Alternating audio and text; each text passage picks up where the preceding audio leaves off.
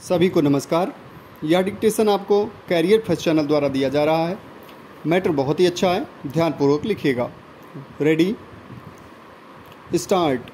भारतीय ग्रामीण पंचायतों की उपयोगिता को अंग्रेज़ों ने भी माना, परंतु उनकी नीतियों के कारण धीरे धीरे ग्रामीण पंचायतों का महत्व कम होता गया।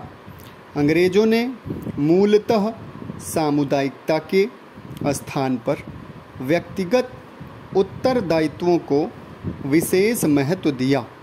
इस दृष्टि से यह कहा जा सकता है कि पंचायती राज का अंग्रेज़ों के शासनकाल में ह्रास होता गया एवं वह पतन की ओर अग्रसर होता गया।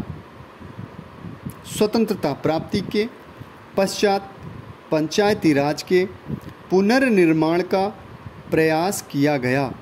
महात्मा गांधी के विचारानुसार कि प्रत्येक ग्राम एक छोटा गणराज्य हो जो पूर्णतया आत्मनिर्भर हो, उसे किसी भी आवश्यकता के लिए दूसरों पर निर्भर न रहना पड़े। इस विचार के क्रियान्वित करने हेतु संविधान की धारा 50 में यह व्यवस्था की गई कि राज्य ग्राम पंचायतों का संगठन करेगा और उनको समस्त अधिकार प्रदान करेगा, जिससे वे स्वायत्त शासन की इकाइयों के रूप में कार्य करने के योग्य हो जाएं। इन सभी बातों को ध्यान में रखते हुए शासन का विकेंद्रीकरण करने हेतु विभिन्न राज्यों में ग्राम पंचायतें स्थापित की गईं। ग्राम पंचायतें इस उद्देश्य से स्थापित की गईं कि वे अपने अपने क्षेत्रों के विकास हेतु कृषि उत्पादन, सार्वजनिक निर्माण एवं कल्याण कार्यों के क्षेत्र में विभिन्न योजनाएं बनाएंगी और उन्हें जन सहयोग से क्रियान्वित करेंगी।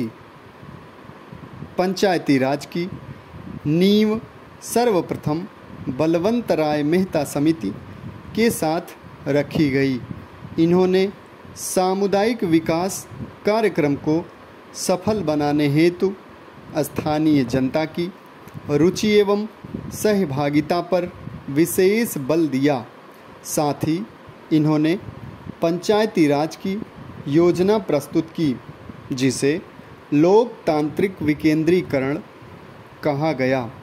राष्ट्रीय विकास परिषद ने 1958 में इस योजना को स्वीकार कर लिया एवं सन 1959 में पंचायती राज योजना को प्रारंभ किया गया। 1977 में जनता दल सरकार ने पंचायतों को मजबूत बनाने के उपाय सुझाने के लिए अशोक मेहता समिति नियुक्त की। 1978 में इस समिति ने पंचायती राज के पुनर्जीवन के लिए अनेक सिफारिशें कीं। तत्पश्चात पंचायती राज के वित्त एवं संसाधनों की समस्याओं के अध्ययन के लिए संथानम समिति की नियुक्ति की गई। इन समितियों के सिफारिशों के बावजूद पंचायती राज व्यवस्था के कार्यकलापों का कोई विशेष निष्कर्ष नहीं निकला। 1958 के बाद 1984 चुनाव के बाद पंचायत के क्रियाकलापों में जान फूंकने के लिए तत्कालीन सरकार ने पुनः दो समितियों 1985 में GVS राव समिति और 1986 में LM सिंघवी समिति गठित की।